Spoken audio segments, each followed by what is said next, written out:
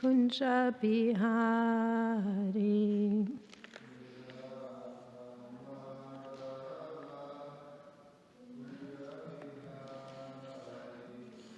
Gopijana Vallabha Girivaradari.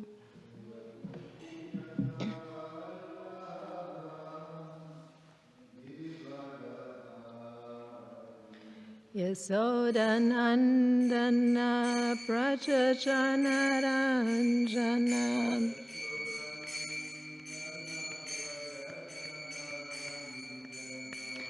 Yamunatira Vanachari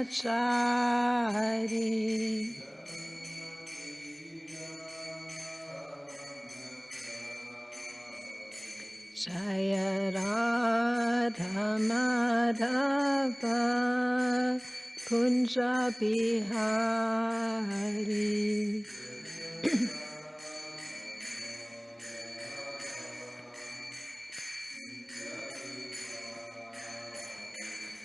Gopijana Vallabha Girivaradari.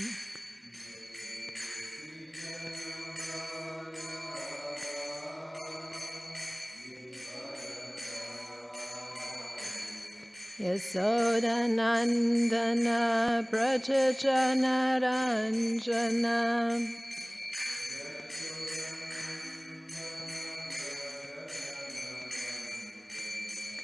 Yamunatira Vanachari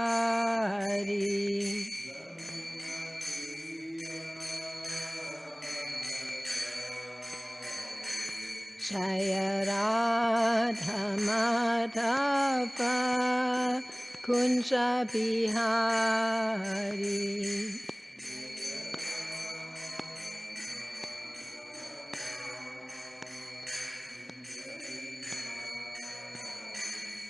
Gopijana Vallabha Girivaradari.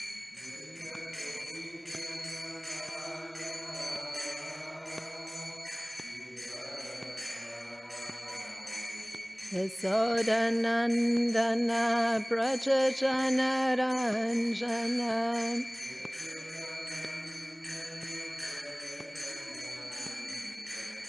Yamunatira Vanachari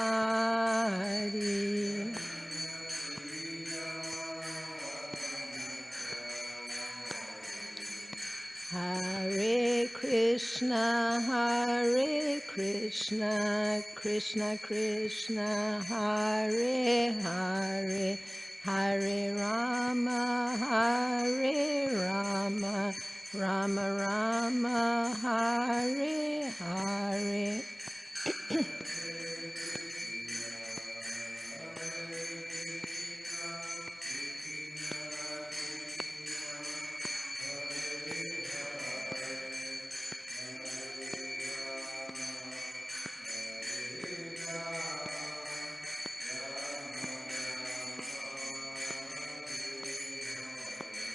Hare Krishna,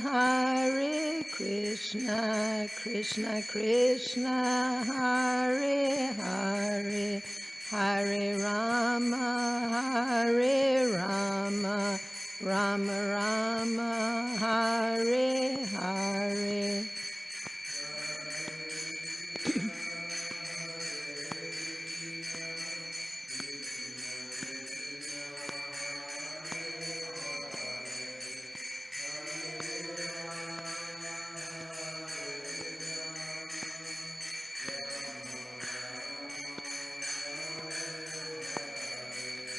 Hare Krishna, Krishna Krishna, Hare Hare, Hare Rama, Rama Rama, Hare Hare.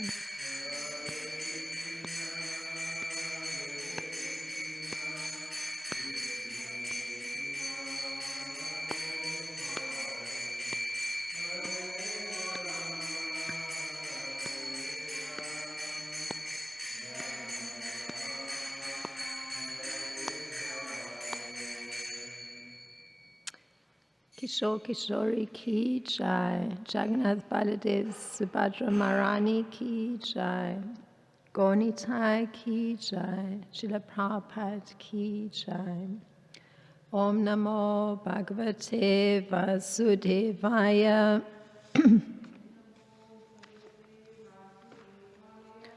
Om Namo Bhagavate Vasudevaya.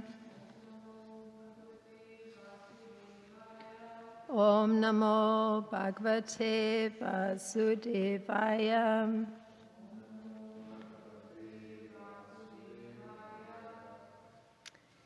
So today we are continuing with Canto 10. It's chapter 23 and the text for today is 29. So we can chant that responsively. Shri Patnya Uchuhu.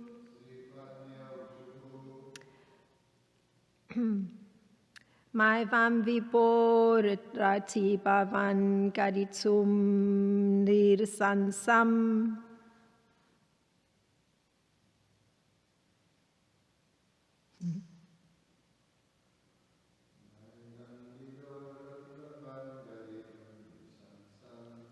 Madhyam Kurushva Nirgamam Tavapadam Malam.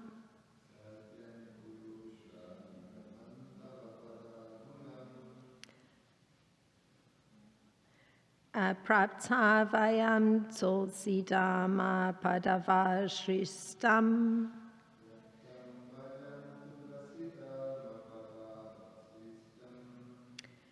Keshar Nivodum Nilangya Samasta Bandum.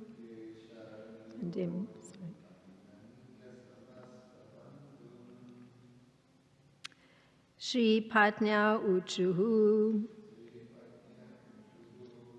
Maivam Viborati Bhavam Goditum Nirsamsam.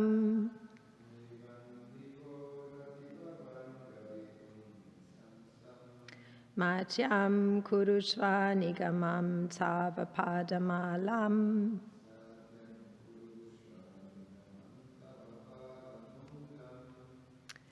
Praptavayam Tulsidama Padavashristam.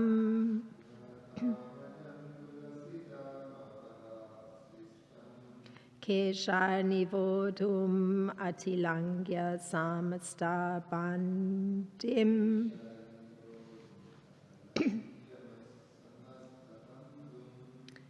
Shri Patnya Uchuhu. Maivam Viborati Bhavan Gaditam Nirsamsam.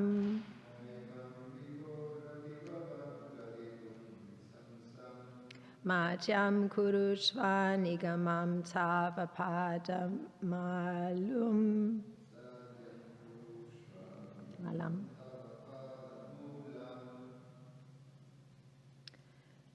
Praptavayam Tulsidama Padavashristam.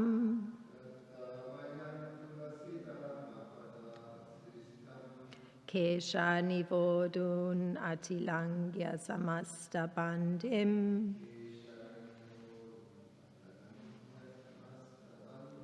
Please chant.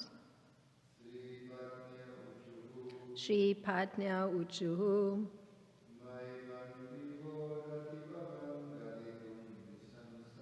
Maivam Viborati Bhavan Gaditam Nirsamsam.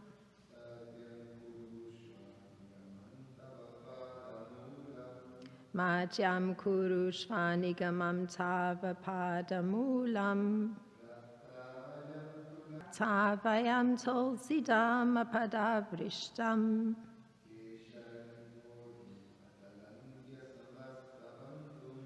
Keshani Vodum Nilangya Samasta Bandum, sorry,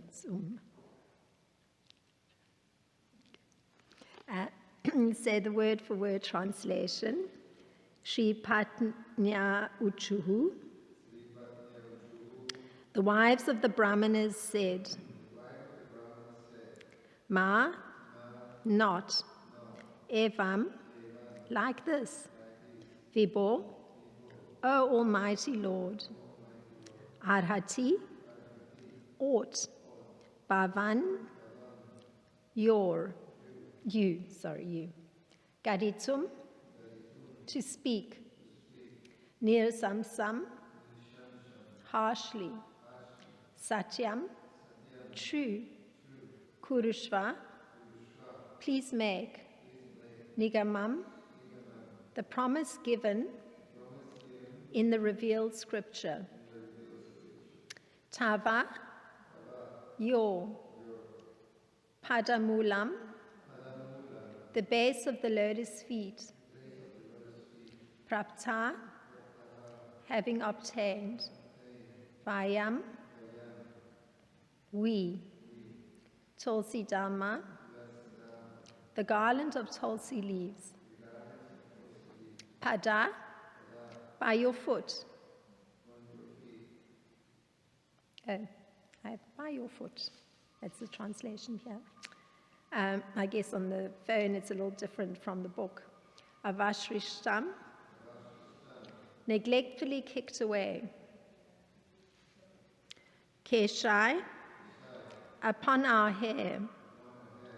Nivodum, in order to carry. Atilangya, rejecting. Samasta, all. Bandhun, relations.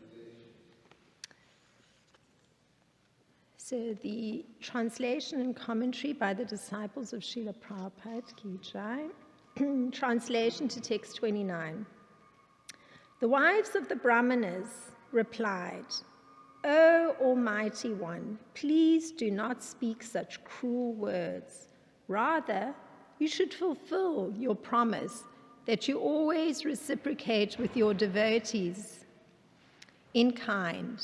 Now that we have attained your lotus feet, we simply wish to remain here in the forest, so we may carry upon our heads the garlands of tulsi leaves you may neglectfully kick away with your lotus feet. We are ready to give up all material relationships. In the purport, here the Brahmana's wives are saying something similar to what the gopis say at the beginning of the rasa dance, Bhagvatam 10, 29, 31, when Lord Krishna tells them to go home as well. Like this verse, the gopis' statement begins with the words,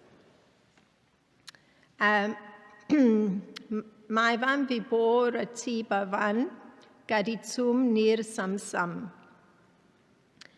Nigama refers to the Vedic literature, which states that one who surrenders at the lotus feet of the Lord does not return to this material world. Thus, the Brahmana's wives appealed to the Lord that since they had surrendered to him, it was unfair for him to order them to return to their materialistic husbands. According to Srila Vishwanath Chakravarti Thakur, Lord Krishna might have pointed out to the Brahmana's wives, quote, you young ladies are members of the aristocratic Brahmana community, so how can you surrender at the feet of a mere cowherd boy, close quote. To this, the ladies might have replied, quote, since we have already surrendered at your lotus feet, and since we desire to become your servants, we are obviously not maintaining a false identification as members of the so-called Brahmana community. You can easily ascertain this from our words, close quote. Lord Krishna might have replied, quote, I am a cowherd boy, and my proper maidservants and girlfriends are the cowherd girls, the gopis, close quote. The wives might have answered, true, let them be so. Let them shine forth. If you are embarrassed in front of your relatives to make Brahmana ladies your maidservants, we certainly don't want to embarrass you. We will not go to your village, but will rather remain in Vrindavan. Like presiding deities of the forest, we simply desire to perfect our lives by even a slight trace of connection with you. Close quote. Thus, by the spiritual insight of Srila Vishwanath Chakravarti Thakur, we learn that the Brahmana's wives offered to remain at a distance and simply take the tulsi leaves that would fall from the lotus feet of Krishna or be crushed by the feet of his girlfriends when he would embrace them. The ladies offered to carry these tulsi leaves upon their heads, thus renouncing the desire to become Krishna's intimate girlfriends or maidservants, a position they knew was difficult to achieve. The young Brahmana ladies begged to remain in Vrindavan forest. If the Lord had then asked, quote, "Then what will your family members say?" they would have replied, quote, "We have already transcended our so-called relatives because we are seeing you, the Supreme Lord, face to face," close quote.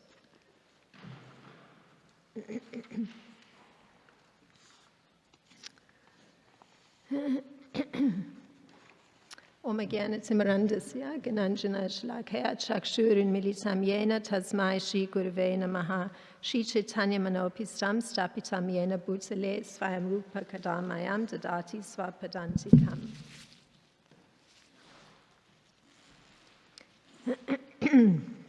Vandeham Shri Guru Shri Yuta Padakamalam Shri Guru Vaishnavamscha Shri Rupa Sagrajatam Sahagana Raghunatam Vitam Sajivam Sadvaitam Savadutam Parijana Sahitam Krishna Chaitanya Devam Shri Radha Krishna Padam Sahagana Lalita Shri Vishakha Vitam Scha. Hey Krishna Karuna Sindhu Dina Bandho Jagatpate Gopesha Gopika Kanta Radha Kanta Namostute Tapta Kanchana Gorangi Radhe Vrindavan Ishvari Vrishabhanu Sute Devi Pranamami Hari Priye Vanchakalpataribhya Kripa Sindhubhya Vacha Patitanam Pavanebhyo Vaishnebhyo Namo Namaha Namom Vishnu Padaya Krishna Prasthaya Bhutale Srimataram Padaswami Tinamine Namom Vishnu Padaya Krishna Prasthaya Bhutale Srimata Bhaktivedanta Swami Tinamine Namaste Saraswati Deve Gauravani Pracharine Nirvishesha Sunyavadi Paschatya Deshatarine. Jai Shri Krishna Chaitanya Prabhu Nityananda Shri Advaita Gadadhar Shivasadi Gaura Bhakta Vrinda. Hare Krishna Krishna Krishna Hare Hare Hare Rama Rama Rama Hare Hare.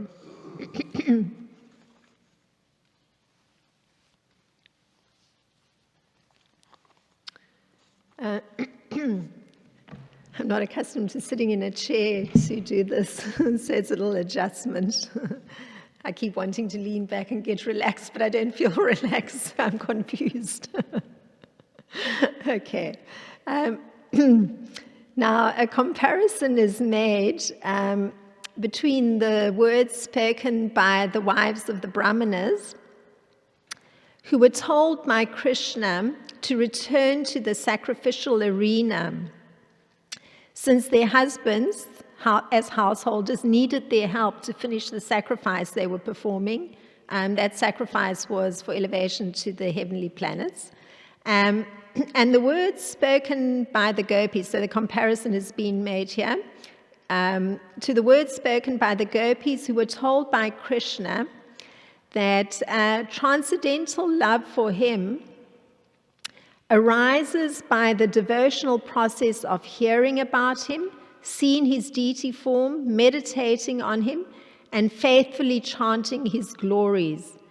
And this is a result that isn't achieved by mere physical proximity. So that's the emphasis that Krishna is putting in both cases, that there's something else that needs to be done. It isn't that they should be remaining merely in his physical presence. So both with the wives of the Brahmanas and with the gopis.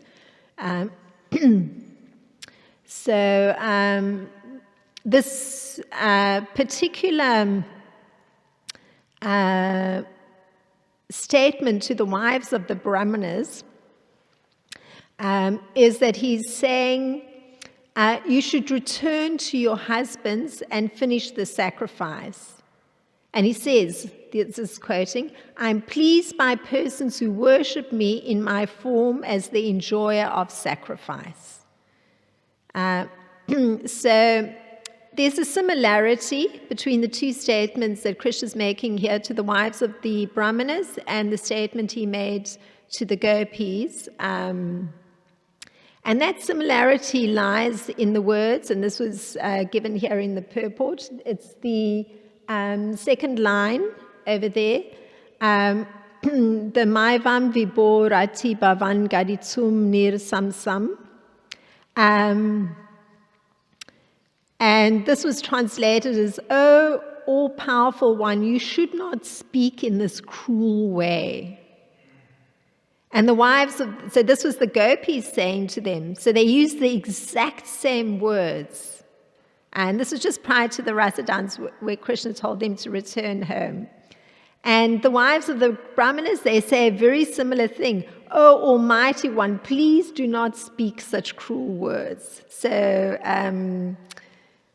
there's a perfect correlation in terms of the opening line to Krishna, both by the wives of the Brahmanas and by the gopis. And in both cases, Krishna is sending them back. And for a purpose, very logical in the case of the wives of the Brahmanas, return to the sacrificial arena. Your householders, your husbands are householders, so you need to assist them to finish the sacrifice. And in terms of the gopis, he's actually saying, well, in the case of the Brahmanas, he'll be happy with them because he's the enjoyer of the sacrifice, so he'll be present anyway. And with the gopis, he's saying, well, actually, it's not merely being in my presence that's the best thing. Rather, I'm pleased by persons who are worshipping me in my deity form and who are meditating on me and who are faithfully chanting my glories. So it means there's continuous activity in remembrance of Krishna. So Srila Vishwanath Chakravarti Thakur, he draws from the Chandogya Upanishad. So a lot of the commentary here, the purport that's given is drawing from Srila Vishwanath Chakravarti Thakur's commentary on this particular verse. And one of the details is that he's drawing from the Chandogya Upanishad as the source for the lady's comments. And that's the second line. They are saying, they're making this statement that the revealed scriptures, that's the Nigama, they give a promise. And this is the promise. So this is Srila Vishwanath Chakravarti Thakur. He finds the exact quote in the Chandogya Upanishad. So this reads like this, just a couple of words. Anasa punar avartate.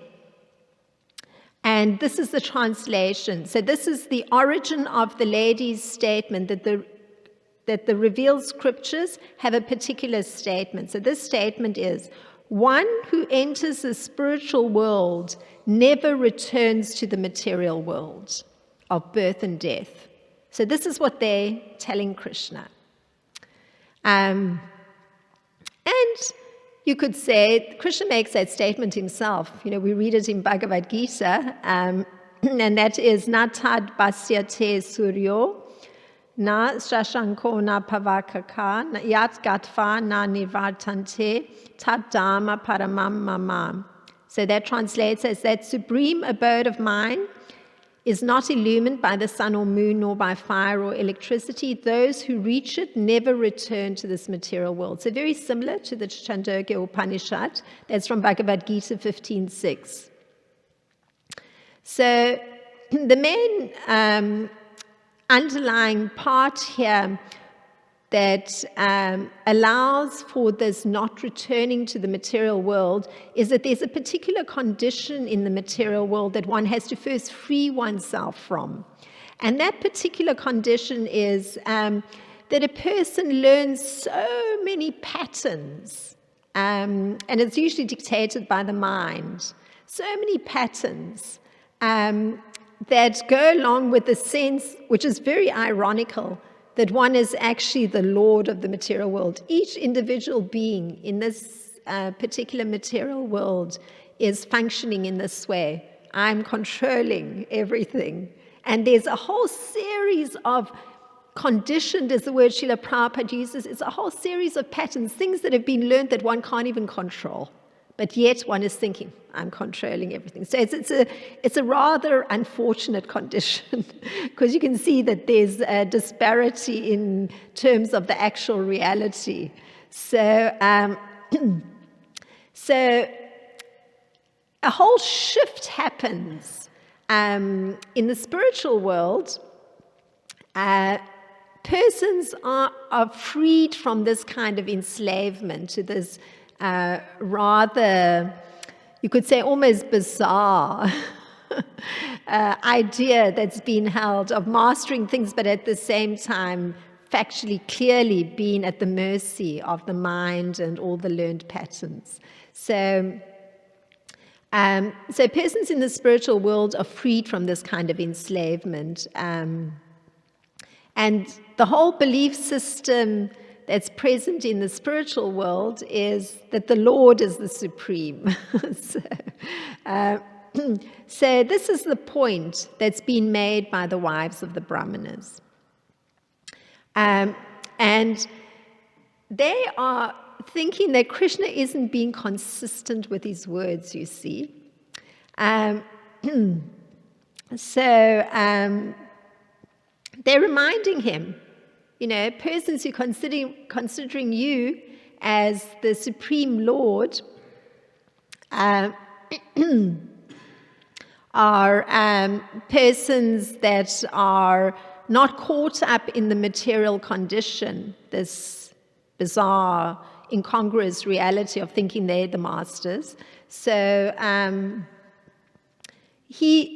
they use that as the fundamental beginning of their argument, drawing from scripture. And then they also remind Krishna that actually Krishna has said, all who surrender unto me, I reward them accordingly.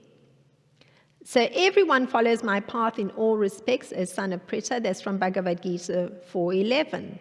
So they've seen some discrepancy because we understand they're not they call Krishna's words cruel that he's sending them back. So they have to raise their argument. So their particular argument begins with this one of, having it in perspective that he's the Lord. And also they remind him that he has said that persons who surrender unto him, he rewards them accordingly. So now, looking at this a bit more closely, since Krishna is the object of everyone's realization, be it even persons who don't have a personal understanding of Krishna's personal form, still he is the object of everyone's realization. Meaning for those looking on the path of self-realization or wishing to transcend the material condition. And then, because he's the object of everyone's realization, it means that each person is satisfied according to his desire to have Krishna. So the satisfaction comes in one's desire to attain Krishna. So that's where the satisfaction lies. I think yesterday the point of the class was there's longing. That's, the greatest thing, to have longing. So this desire to have Krishna is where satisfaction lies. Now, in the spiritual world, Krishna is reciprocating with the transcendental attitude of the devotee. So the desire to have him has a particular way in which the relationship is viewed.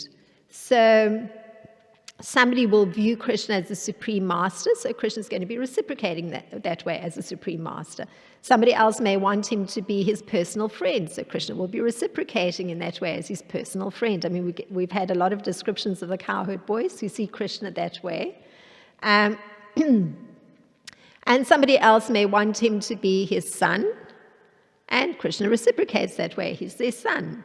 And still another person may want Krishna as a lover, and Krishna reciprocates in that kind of way. So it means that Krishna really rewards all devotees equally, because it's according to the desire they have and the particular way they want to have him. So he's actually been equal to everyone, according to the transcendental intensity of love for him. Now, and that verse also comes from Bhagavad Gita, this as all surrender unto me, I reward them accordingly. That's from Bhagavad Gita 4:11. Ye yatamam prapadyante, tam sataiva bhajami aham, mama van manu vartante, manushya partha sarvashaha. So that's the situation. The gopis are raising their argument. So here's a description. This is coming from Srila Kavi Karnapura. So he writes these very beautiful, exquisite, detailed descriptions of the play of emotions that go on. So here's him describing at this moment what's going on. So this is quoting from Srila Kavi Karnapura. Although Krishna's splendid face glowed like the full moon, instead of pouring out heavenly nectar, he delivered bitter poison in the form of unpalatable words. The frustration of the Brahmana's wives' long-awaited desires drained all the color from their bodies. Their minds had become fully attached to Krishna by repeatedly hearing about him from the Vrajavasis. Upon their arrival and initial meeting, he encouraged their blossoming desires by saying, "Come and sit down." Then a few minutes later, he destroyed the blossoming creeper of their desires and made them miserable. So this is the description from Srila Kavi Karnapura. So it seems, the gopis are trying to reconcile things. Because, initially he's saying, you've acted most appropriately, please come and sit down. And then a short while later, this verse has come that we're reading today, or just prior to this.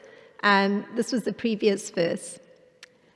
You should thus return to the sacrificial arena because your husbands, the learned brahmanas, are householders and need your assistance to finish their respective sacrifice. So they've seen it that suddenly, instead of nectar pouring out from Krishna, these very unpalatable words equivalent to poison are coming out of him. That's how they're viewing it.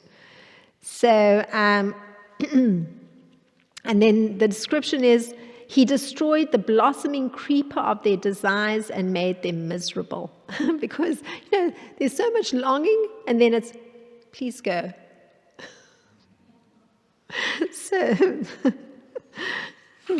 So naturally, they have to begin their argument, which is how I've described.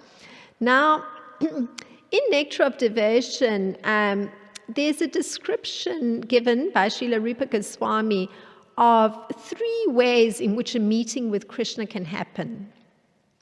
So a meeting between Krishna and his devotee, that is. So this is technically called yoga because there's a connection or linking up with the Lord. And such a meeting between Krishna and his devotees can be divided into 3 categories. So these are the 3 categories. The meeting is perfection, it's satisfaction, or it's steadiness. So interestingly enough, in looking at the various examples that are given for these particular categories of meeting with Krishna, actually, this particular meeting of the Brahmana's wives with Krishna is perfection. This is the interesting thing. They're questioning it, and we hear that, they're seeing his words as poison. We're hearing that, the creep of their blossoming desire has been destroyed, but actually this meeting can be considered perfection. And so how we know this, Krishna said, the same argument that the Brahmana's wives used, that as all surrendered to me, I reward them accordingly. Everyone follows my path in all respects, O son of Pritha. So Krishna is stating that he responds to the manner and the mood in which person surrendered to him.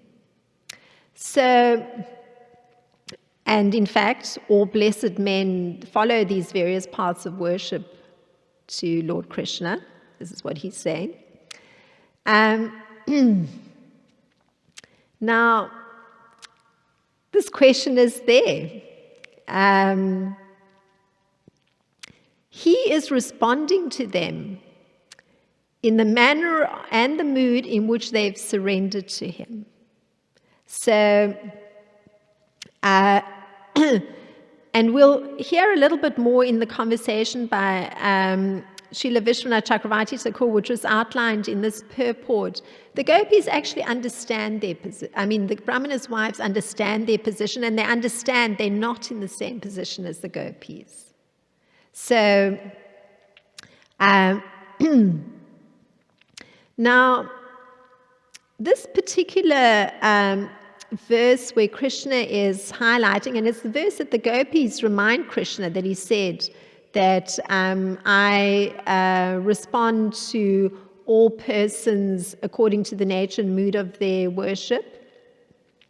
So there's a commentary by Srila Baladev Vijayabhusan where he explains a little bit Krishna's thinking when he speaks like this. So Srila Baladev Vijayabhusan, so he's written a commentary on Bhagavad Gita. We have the commentary of Srila Prabhupada. And Srila Baladev Vijayabhusan puts it this way. This is as though how Krishna's thinking is when he says, I reward persons according to the mood and manner in which they're surrendering to me. So, Srila Baladev Vijayabhusan giving Krishna's thought. I have to some degree understood, or if somebody were conducting a conversation with Krishna, that you are the Supreme Lord with attractive eternal birth and activities. And I've heard from scriptures that though you are the size of a thumb, you are indeed the Lord without birth. Therefore, you must have various forms, and there must be various methods of worshipping you. And Krishna's responding, so it's like a dialogue. Yes, I am the Lord of all beings, but possessing many forms, like the Vaidurya gems, certainly respond to the devotees according to the mood in which they worship. That's the Prapadyante. I am merciful to them, appearing before them with form and mood appropriate to their type of mood. So, the question raised by Krishna as per Srila Vishwanath Chakravarti Thakur is, you young ladies are members of the aristocratic Brahmana community, so how can you surrender at the feet of a mere cowherd boy? Krishna always has a lot of humor because, he takes the reality of the situation into account. So, we heard from the commentary, Krishna himself has said, he has many forms, he's like a Vaidurya gem, he changes according to the mood and surrender of the persons there. So, these Brahmana ladies have raised their argument, they've drawn from the scriptures, see this important fact. And Krishna very calmly says to them, you young ladies are members of the aristocratic Brahmana community, so how can you surrender at the feet of a mere cowherd boy? So now I'm going back to the description of the subtle mood going on and the emotions that have been aroused. So Srila Kavi Kandapura says, this is the poor Brahmana's wives. Their faces turned pale and cheerless due to being completely ignored. An unbearable pain supplanted the joy they previously felt. Their hearts severely hurt. Tears gushed out of their closed eyes. Just as a demigoddess does not cast a shadow, similarly, these girls These stricken ladies no longer flash their brilliant effulgence. Just as the light in an oil lamp diminishes with the exhaustion of fuel, similarly, the natural glow of the Brahmana ladies eventually decreased to nil. Giving up their shyness, the wives appealed to Krishna with choked voices. So it's very intense, but this is all part of transcendental perfection. In their exchange with Krishna, it's on the emotive plane, it's causing extreme pain. Eyes closed, but tears are gushing out. Color is draining from their bodies. Even the effulgence of their bodies completely stops. There isn't emanation because it's so intense for them. Being told that they have to return to the sacrificial arena. So they see it as being ignored. Because one comes very hopeful. And in fact, Krishna excited them. And 1 week ago, several verses back, at the moment when they arrived, actually his effulgence embraced them. So it was very loving. So he didn't directly, on a very subtle plane, his effulgence was embracing them. It says that he was even acting like kajal going under their eyes, or placing a flower by their ear, that his effulgence was doing that work. So this is now how they're feeling, so it's very understandable.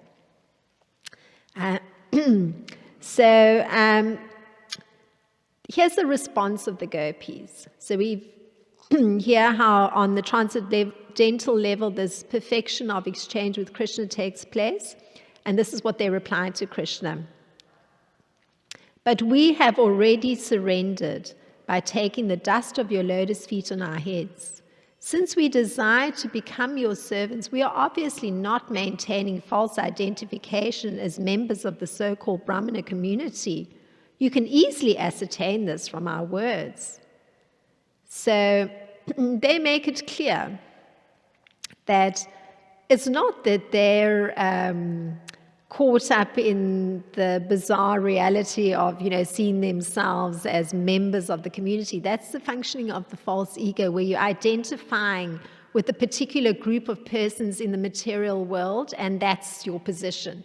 They understand their position is exclusively in relation to Lord Krishna as his servitors. So they say to him, you can understand. We obviously don't identify with that community. And, this is a very interesting point. This past in the weekend, there was the main topic through the course of a Vyasa Puja event given that was in honor of Sharampala Swami he was talking about the anchor that false ego is.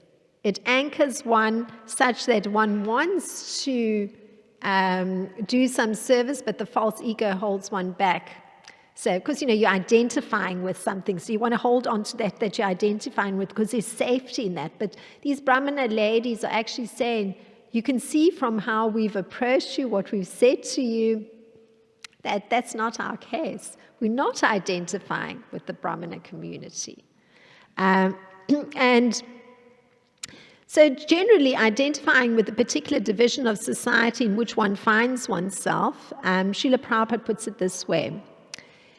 It should be understood that as long as one identifies oneself in terms of the Varnashram Dharma system rather than as part and parcel of Krishna, one is still on the platform of ahankara or false ego.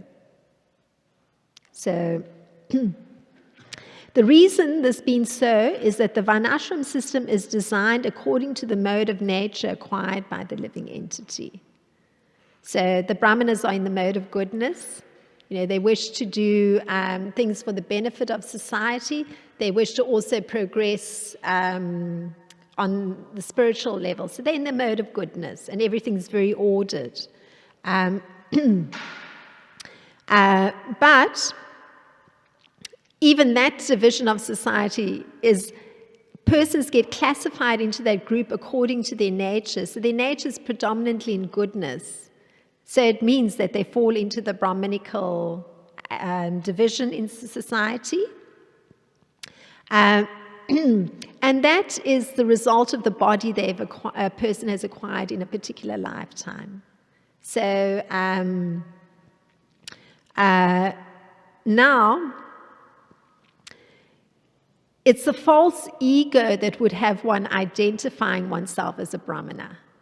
Because the false ego is the ideas that one holds of oneself. So one is born in a particular community or is part of a particular community, and then the idea one comes to hold is, I belong to this community. This is my community.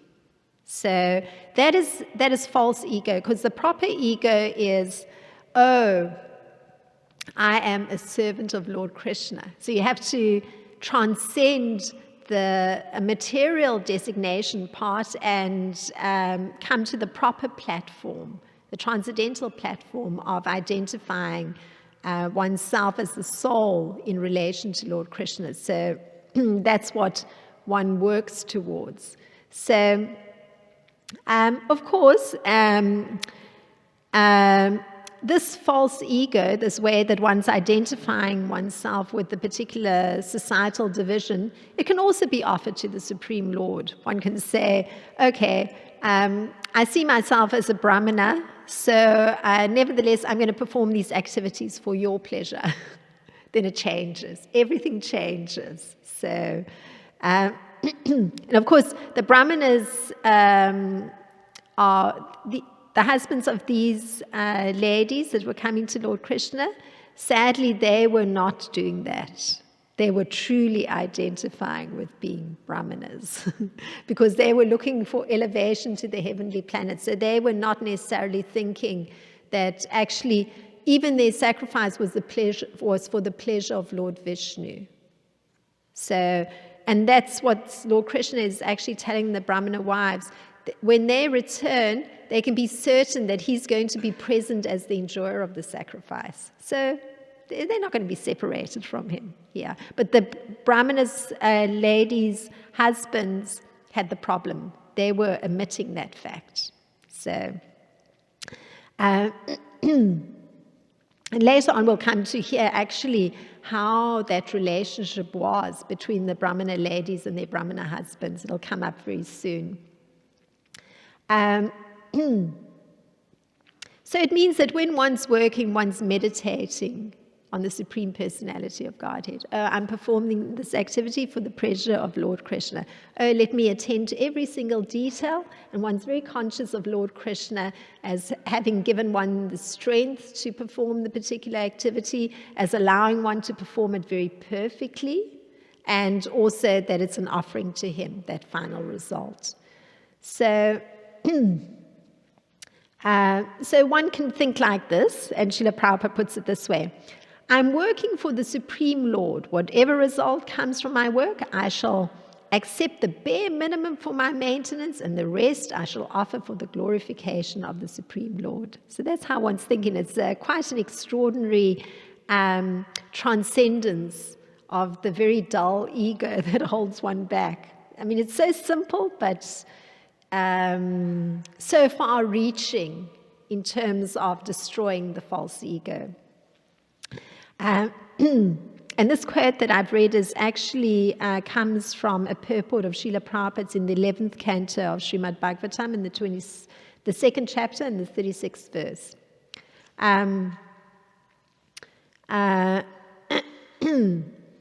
So in accordance with the particular nature one has, that one has acquired in one's material life, and the particular patterns that get created through the interaction in one's particular community, with one's particular body, with one's particular mindset, the way one learns to identify oneself in terms of the false ego. Whatever one's doing with one's body, one's mind, one's words, one's intelligence, or even with one's consciousness getting purified, one needs to offer that. So that's the point. And this is a point the ladies are very aware of. They said, we're not in that category of identifying or functioning on the false ego. So here the ladies say, "Oh, Almighty One, you are the dearest one to all living entities. Please do not speak such cruel words that pierce the core of our hearts like a thunderbolt. Please listen attentively and do not deprive us the pleasure of seeing you. For if you do, we will surely die." So all they want is to be able to see Lord Krishna. So this is the first time the ladies are speaking. I mean, before that, the exchange was non-verbal. So finally, when they're speaking, it's after Krishna tells them to go. So, and we hear that all they want is, please listen attentively, do not deprive us of the pleasure of seeing you. Very simple. And if you do, we surely are going to die. So, because there's understanding, what gives one life, oneself as a soul, is the connection with Lord Krishna. So, of course, he's broken it down into the connection will still be there even when you go, but at the moment they've seen the connection as being able to view him. So, now, they say, how could such a thing happen? That he's saying these cruel words. And this is how they very poetically express, and this is coming from Srila Kavikana Pura. Does a river rushing out of a mountain peak turn back and take shelter inside the mountain? Of course not. Rather, it flows naturally to the ocean, which remains neutral and unaffected. You are everything to those who have nothing in this world. Oh, Murari, we have no one else in the world but you. Therefore, we can no longer find pleasure in returning home. In dense darkness, one may make a mistake and go in the wrong direction, but by the power of his piety, he may come to the right path. Similarly, if without any endeavor a blind man attains divine vision, he will not reject that fortune. So they are just pointing out to him that they've come to the right place because they're wanting to prolong this being able to see Lord Krishna. And actually it's sort of amusing, this idea that, river's rushing out, but it's going to turn back, because that's how early on that metaphor was used, that their movement, because they had to go some distance to go from the sacrificial arena to the place where Krishna was, because the cowherd boys were taking the Brahmana ladies and they were carrying these heavy plates and they were stumbling, and it was not easy for them because of their anatomy was constructed in a sort of more heavier way, and then carrying these plates. So even with all that difficulty, they are described as rushing like a river towards Krishna. So they use the same metaphor, but they use it as, would that river turn back and go back into the mountain? Not possible. Of course it wouldn't do that. So emphasizing that the correct thing is being done and they're impelled to move towards Lord Krishna. So they say, alas, no doubt you are learned in ethics and morality, but these words of yours are devoid of love and affection. There's, the intimacy of the relationship allows for this kind of communication. They may not have seen Krishna, but their level of devotion is such that they can speak in this way. So they've never seen him, but they can say to him, certainly you learn it in ethics and morality, but these words of yours are devoid of love and affection. Like, you wouldn't normally be so straightforward with somebody you don't know. But clearly they know Krishna very intimately. That's why they can say this. Until now, we have maintained our lives solely by hearing your name and fame. You emanate the beauty, splendor, and sweetness of 1,000 cupids. But where is your sweetness now? very intimate. Damodar, although you are proud, please listen to us for a few moments. You have promised to never reject anyone who serves you. And for anybody who says, from today on, I'm yours. Now, please keep your promise. We have given up the dark cave of household life, which is nothing. This is how they describe household life. So this is what he's sending them back to, which is nothing but the bitter path full of thorns of hard work. When I was reading this, I was very amused because, I've been going through a cold that's been dragging for 2 weeks, and mostly because I've thought, the body will get better, and I've just continued with the various services and duties I have to perform. And finally, when I let myself relax on Monday, thinking, okay, I'm going to allow myself an hour of rest, I found I was so completely wiped out that even the thought of lifting some clothing to put into a washing machine was too much. So I understand this is a very fantastic description that's full of thorns of hard work. You don't think about it when you're healthy, but when you're sick, you become aware there's a huge amount of work that goes into maintaining a home. So now they say, now please accept us as your maidservants. So that is their desire. They want to see that Krishna's accepted them. And here's Krishna's response. I'm a cowherd boy, and those who are cowherd girls are suitable to be my maidservants and lovers. And the wives say, so see their actual clarity of mind and the fact that they know their position, and all they're wanting is to be able to see Krishna a little longer. So they say, true, let them be so. Let them shine forth.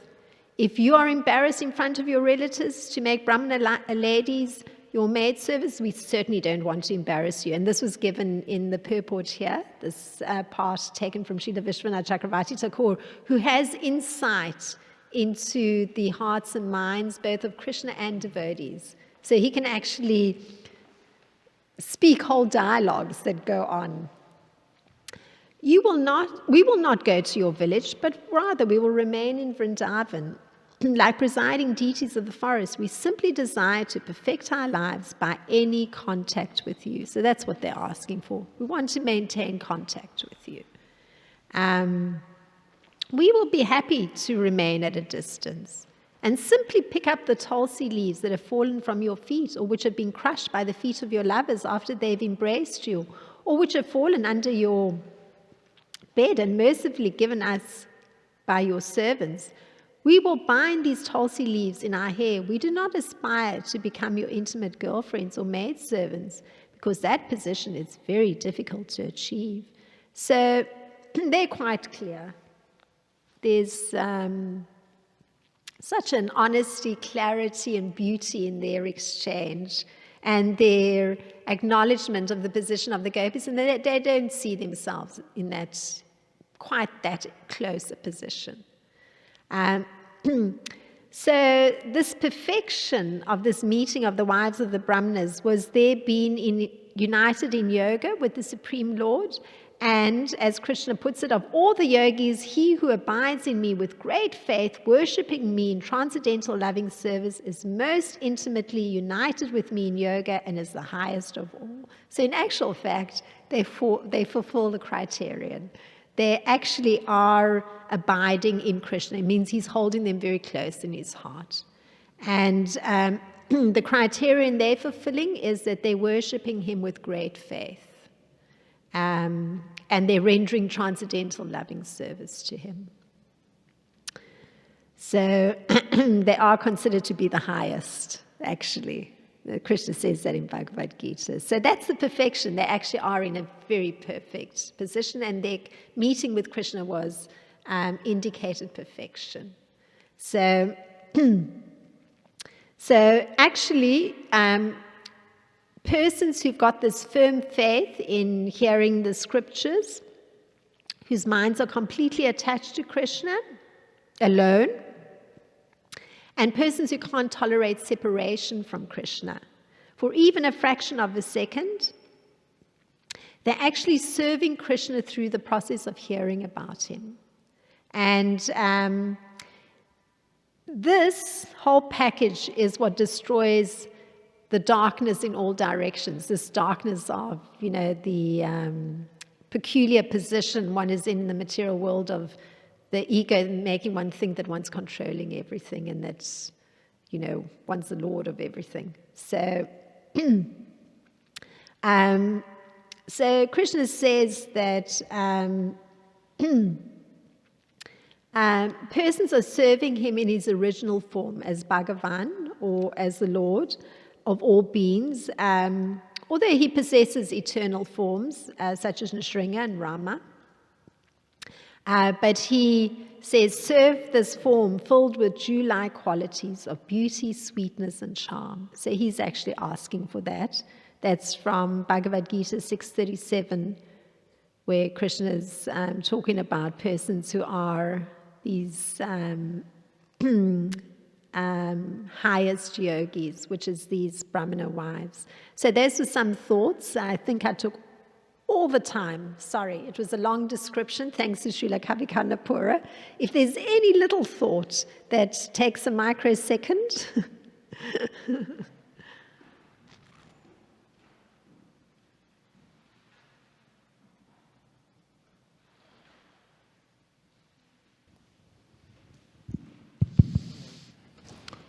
Hare Krishna Mataji, thank you for your class.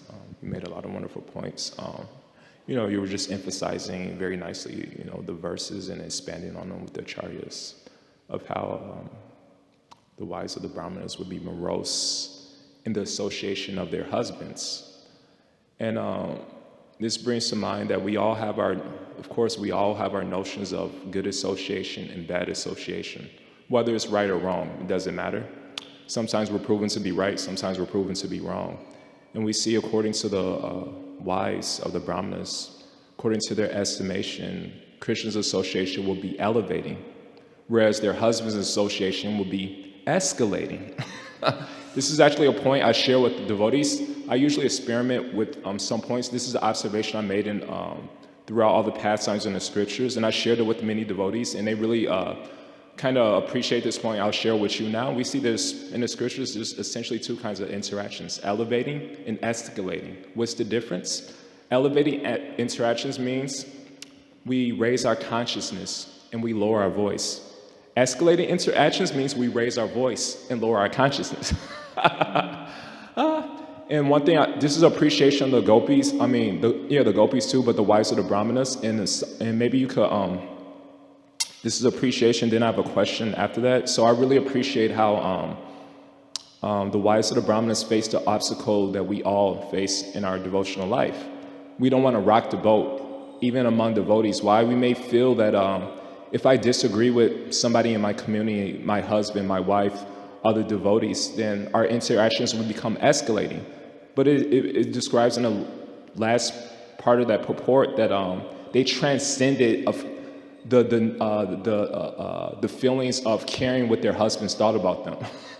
They transcended, their feelings of what their husbands. So this is a point I appreciate because we, generally speaking, our happiness is always dependent on being a people pleaser instead of a Krishna pleaser. So this is appreciation. One pastime, a couple that came to mind regarding this is that Lord Rishabhadev. He was a king. He had 100 sons. So it's described that when he renounced his kingdom, he became a homeless wanderer. And when he became a homeless wanderer, now in our material world, how do people treat homeless people? Especially if they come in nice, exquisite restaurants, you're going to throw them out. They're going to treat them. So it's described when Rishabhadev became a homeless wanderer, people would spit at him, urinate on him, insult him, beat him, so many horrible things. Of course, he was a Shakti Vaishya avatar, so he was undisturbed. So a lot of times people think, let me become rich and famous and work my hard just so I'll be a people pleaser. But the interesting thing about this is that it's described that when he was a king, when Rishabhadev was a king, it's described that he was treated, nicely, but at the same time he was also mistreated. Who was he mistreated by? He was mistreated by Indra. It's described that Indra was envious of him because the word Rishabha means the best. And it's described that anything he did was everyone would glorify him as the best. So Indra became envious, and he withdrew the rain from the planet Earth because he was envious. My whole point of mention is that people think, oh, if I'm poor, people will mistreat me. Yes, but if you're rich, people also mistreat you too. They may become envious.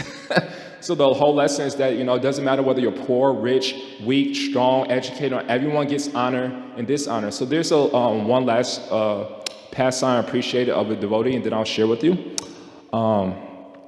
Haridas Thakur. When he preached Krishna consciousness to the Muslims, they found fault with him. When he preached Krishna consciousness to the Hindus, you would think they would glorify him for converting to Krishna consciousness, but they found fault with him. And even when he remained silent, he was just chanting his Harinam, minding his own business. Ramachandra Khan found fault with him. So Haridas could have thought, oh gosh, maybe I should decrease my rounds, my preaching, just so people will like me. So there's a quote by Buddha. He says, they blame one who is silent. They blame one who speaks a lot. They blame one who speaks a little. There is no one on earth who isn't blamed. There never was, there never will be, nor is there now a man who is always blamed or a man who is always praised. As a solid rock is not shaken by the wind, wise people falter not amidst praise and blame or honor and dishonor. So we see that from the lives of the Brahmanas, the wives of the Brahmanas, Haridas Thakur, Rishabhadev, all the gopis, they were less concerned about being a people pleaser and more concerned about being a Krishna pleaser. Why? Because atapumbir duja shrestha ranashram vibhagashaha swanutitasa dharmasa samsidir haritoshanam. It describes that if we please Hari, Hari means he who removes your obstacles to spiritual progress. And what is our obstacles?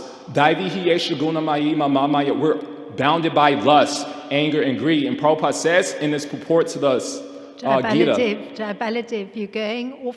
No, I'm getting to my question, so if you don't mind. So in the Gita, Prabhupada says in chapter 7, verse 14 of this Daivihi yesha gunamayi verse, he says, we're bounded by the ropes, the gunas of lust, anger, greed, and only Krishna and his representatives could release one. So why are we worrying about being so my question is, how do we, sometimes people come into devotional life and devotional community, and they may have a fear, oh, if I don't please the Vaishnavas, then, they'll slander me, they'll criticize me, they'll find fault. And therefore, you're not able to openly disagree with them without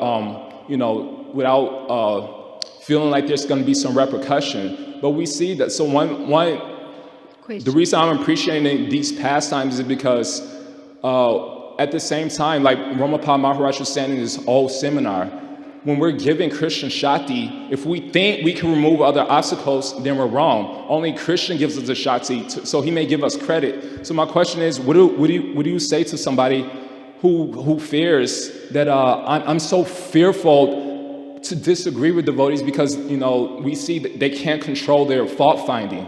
So therefore, so what do you say to somebody like that? Who is anyway? I pretty much made my point. You could explain it or not. But this is one thing I appreciate about the great Vaishnavas in the scripture, and that's why they're glorified in the Bhagavatam. Oh, thank you. So,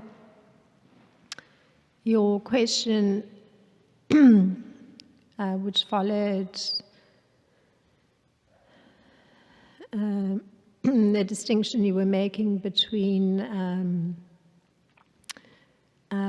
association that brings elevation and association that just brings about voice escalation, as you put it. So, and then ending with the question after a meandering path through various personalities of a person who does come into the association of devotees, but actually is fearful to disagree with devotees. So I take it in your question there's the assumption that some persons may not be agreeable to the belief system in devotional life. because if persons are disagreeing, means that they are not seeing or not wishing to accept the belief system, the philosophy, because that's what a person gets confronted if they're coming into devotional life. There's and it fundamentally rests on this understanding that one is not the person who's in charge of one's little personal universe. So if one's coming into devotional life or meeting devotees, this is something one immediately hits a wall. If one is thinking, my personal universe is the most important, what I think is correct, everybody around me needs to actually help me in some way because I need help the way I think I need help.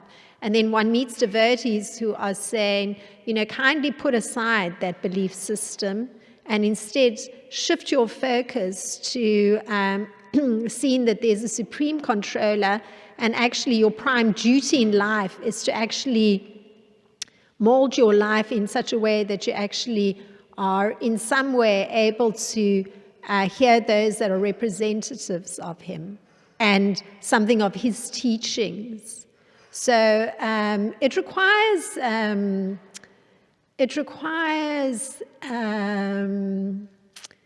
either a little bit of piety on the part of a person to be willing to hear, or it requires a person just unknowingly, through a devotee engaging them, getting a little bit of transcendental piety for them to be able to break that huge barrier that does not permit them to go past seeing their world and their reality as a universe under their control. Some persons have an inability to go past that because there's all kinds of mental distortion. The mind is not healthy.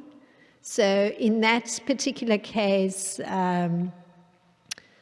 through the kindness of devotees, they may get some transcendental piety through being engaged in some small way to get some transcendental credit that may allow them, that very unhealthy mind, to have something sane penetrate. So I'll have to end there because we've gone a very long time past the class. But thank you for your question. I hope it somehow addressed some aspect of what you were trying to highlight. So thank you very much. You can talk to me personally if there's something more you want to say. Srila Prabhupada ki jai, Srimad Bhagvatam ki jai.